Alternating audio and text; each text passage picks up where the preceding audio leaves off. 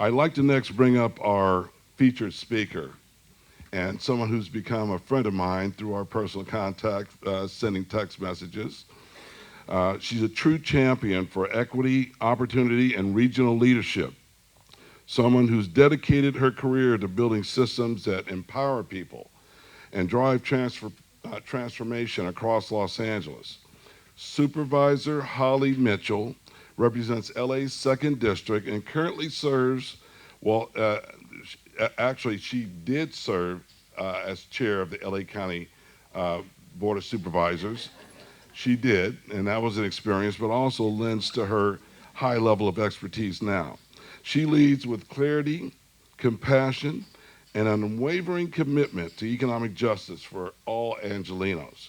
A 3rd-generation Angeleno and a seasoned policymaker, Supervisor Mitchell is uniquely qualified to speak to the challenges and opportunities ahead as Los Angeles prepares for a once-in-a-generation wave of global events and commerce.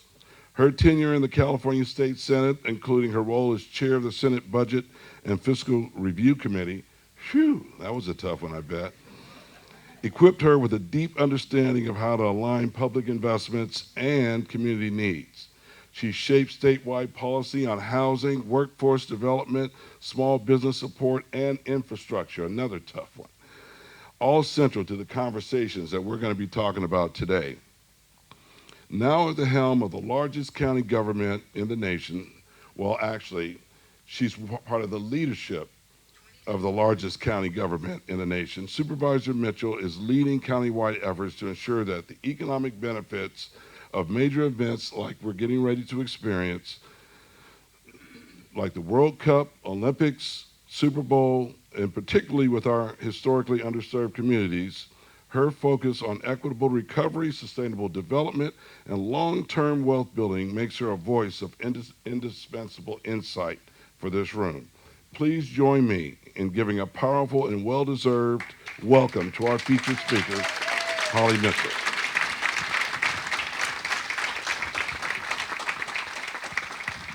I appreciate you. It's good to see you. You too. Thank you very much. Good morning. Good morning.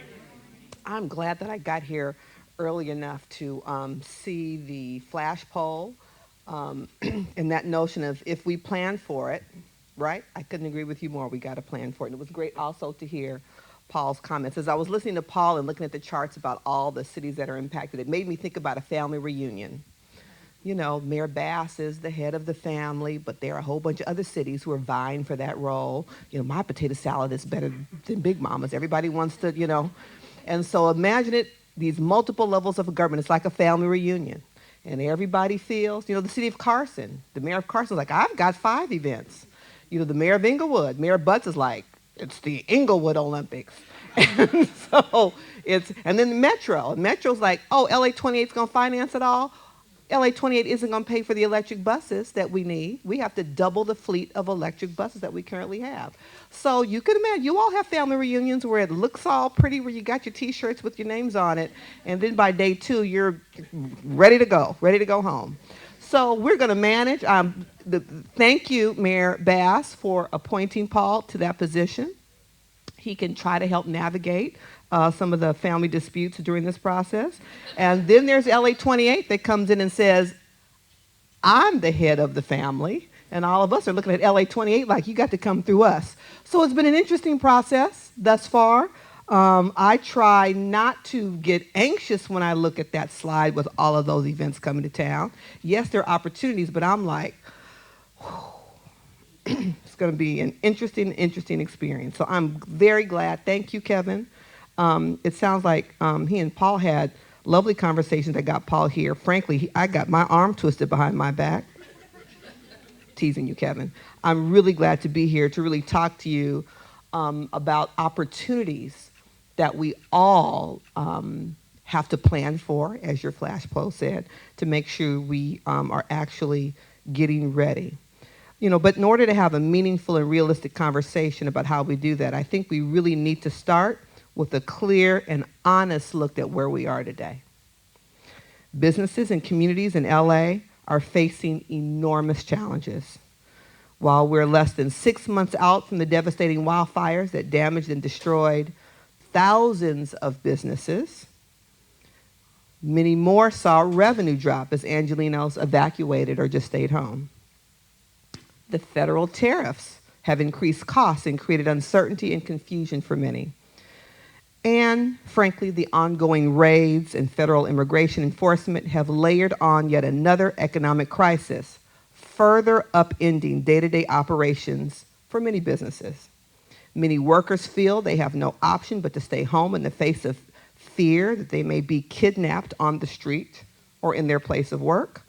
I've heard directly from business owners that they are seeing drops in revenues as Angelenos stay home out of fear, or they're forced to close for fear of enforcement activity. And I know some of you may have been subject to the curfew in downtown LA. And so I'm clear, and I have shared very publicly at board meetings and in the media, that what our region needs to stem the tide of this unfolding economic crisis is for the raids to stop.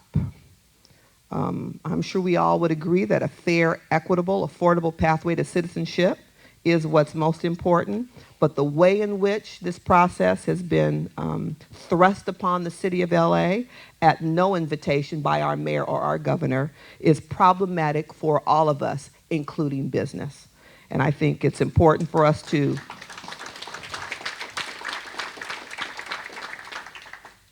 acknowledge that it is driving business and driving workers into the shadows. So I'm hoping that all of you as businesses, as business leaders, as pillars in our community will use your voice and your platforms to call for an end to the actions that are upending our communities as a result, and as a result are harming workers and your business. In the throes of contending with all of this, 2028 might feel like light years away, but it's not. We will blink and it will be here. And what's unfolding now further underscores the importance of harnessing the historic investments in the 2028 Olympic and Paralympic Games to create wealth building and revenue generating opportunities for local business and local entrepreneurs. We can't afford to let another mega event come and go without leaving real, tangible benefits behind. This anticipated spending presents an enormous opportunity for our local business and workers, and an equity lens is essential to ensure that these dollars create wealth building and career opportunities that directly benefit all of you in this room.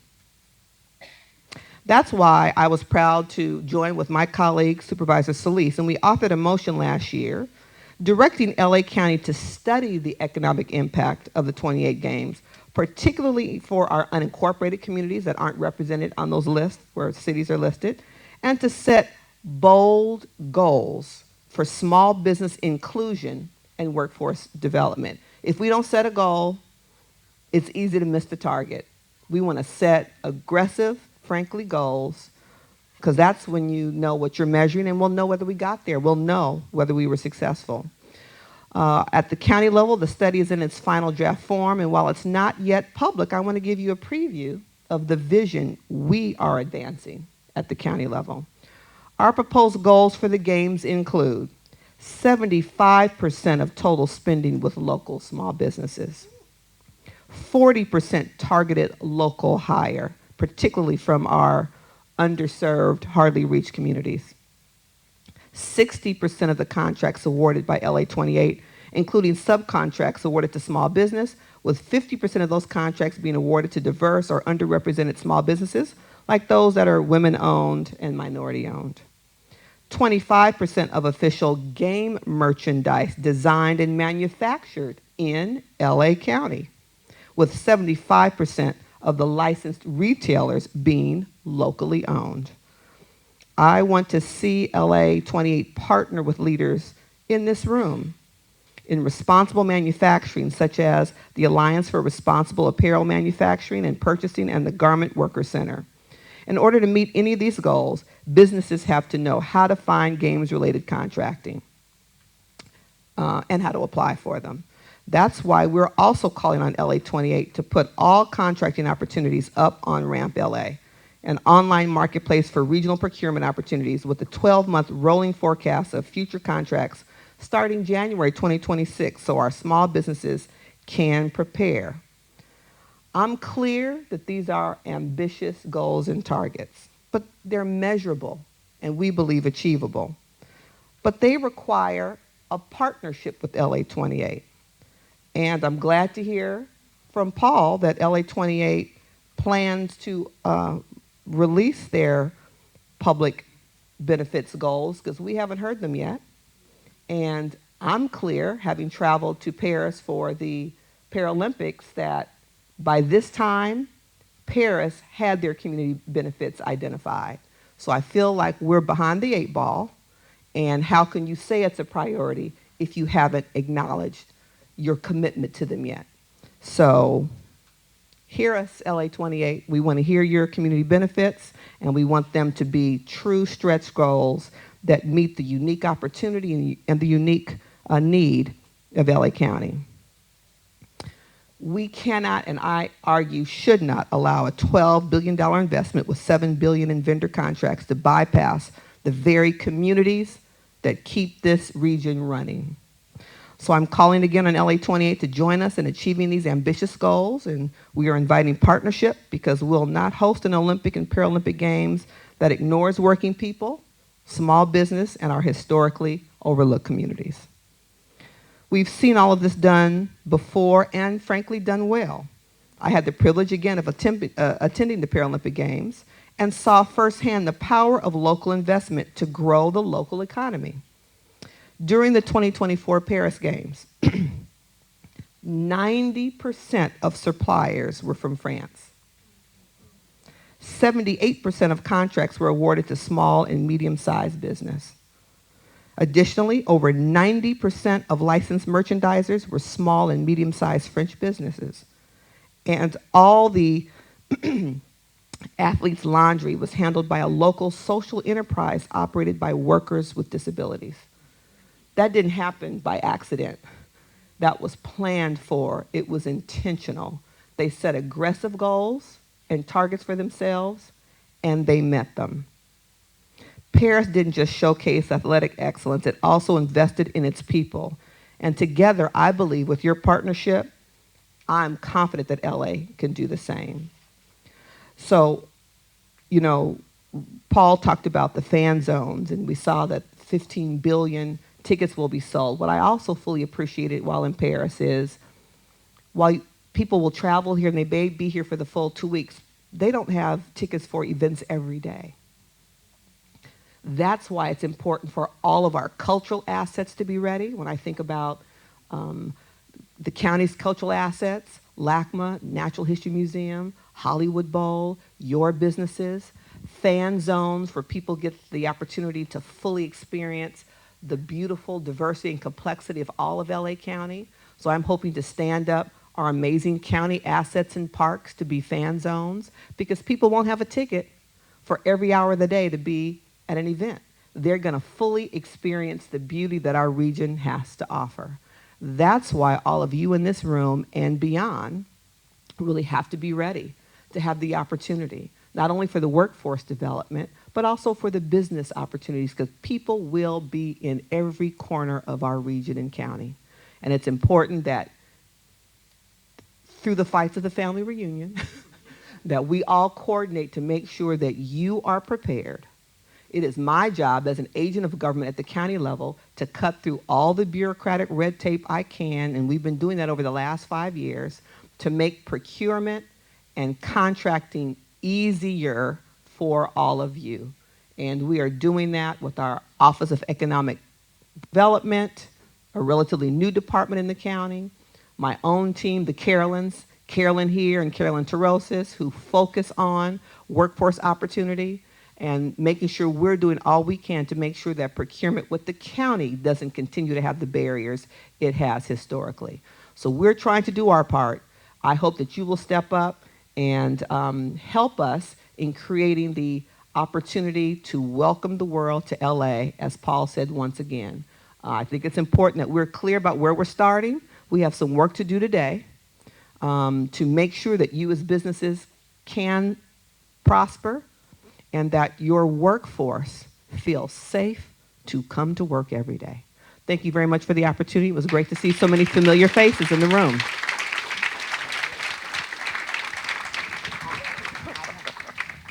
One question, Holly? We have one question.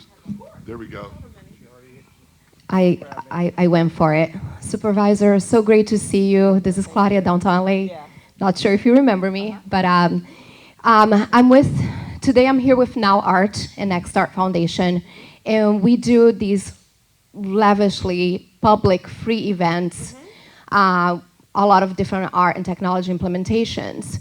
We do believe that the time to create these opportunities are now, that also create sponsorships. We've been in conversations with Metro. We are certified in every single thing, California United certification. And we understand that with the need for the funds to come in, creating these opportunities for sponsors and matching them with the small businesses is what we do through arts and culture, creating these opportunities for communities to exist. Everything has to be site-specific. Communities are not going to gather overnight. Right. You have to build that from the get-go. I agree. And from Metro's perspective, our CEO was talking about we need to start now for World Cup. It's not about just waiting to 2028. Correct. At Metro, the focus is what can we stand up now for World Cup, use it as a practice opportunity to then be prepared. So we were waiting, for that response. Where can we start some pilots within the Metro agencies? And it was taking us a while, so we decided to create our own opportunity. And we're doing 30 different locations across the county on parks, metro stations that are related to the festival trail and the mapping of the Olympics. So I'm asking you, can you please cut through the red tape for us to start these implementations? Okay, so what red tape? Like Metro's not being responsive? Like what red tape? Because Metro is, again, at our board, I chair operations committee, we had a conversation just last week about looking at fan zones, how we stand up and bring services like we saw in Paris at every train station, how we activate all of our train stations. So we're prioritizing those that are centrally located around venues. So tell me what red tape. Because I'm like, call Wiggins today. And we love working with them. Okay. So we have been in these conversations about the fan zones. We've done presentations about interactive participation, where you can kick the ball to the screen and it feels like you're playing with it. We've done through all these conversations. We have a partnership with Show Imaging, Panasonic. We've done all the presentations, and we're waiting. Well, you know what? That's like we waiting for LA28 too. Yes, so absolutely. I think the reality is, remember, it's the family reunion, and I think that you have positioned yourself as best you can. At this last board meeting, we talked about how we're going to try to kick some of these things off for World Cup next year. Okay. And so I would just stay in close contact with Metro. If you've done the presentations, you're probably in the queue. And we believe in being hyper local, but I also agree creating too. Opportunities for partnerships internationally. I agree too. So one thing I learned in Paris and Metro, and the same is going to apply to FIFA, that at the international level, they're going to bring in their sponsors, and we can't, counter. If they bring in Adidas, we can't bring in Nike, et cetera, et cetera. And yet there's opportunity for us to, and responsibility for us to indeed fundraise. LA28 is not going to pay for the fan zones. We have to bring that to the table. So I think that there are some restrictions in terms of how we pay for it, but keep working with Metro. If you've done the presentations, I don't know that it's red tape. All of us have experienced a whole bunch of hurry up and wait, hurry up and wait, hurry up and wait. Yeah. We're waiting for LA28 to talk about what their community benefits model is.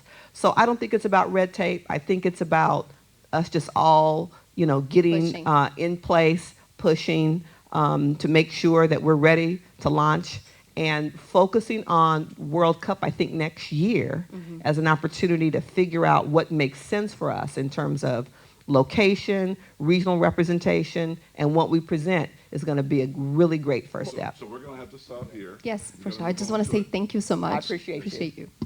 That's it? That's it. Thank you. And if only we had a summit where we'd have Metro showing up to talk about these issues. So let's give Holly a hand. Thank you all. All right. Thank you. And Holly, at least I was gentle with you.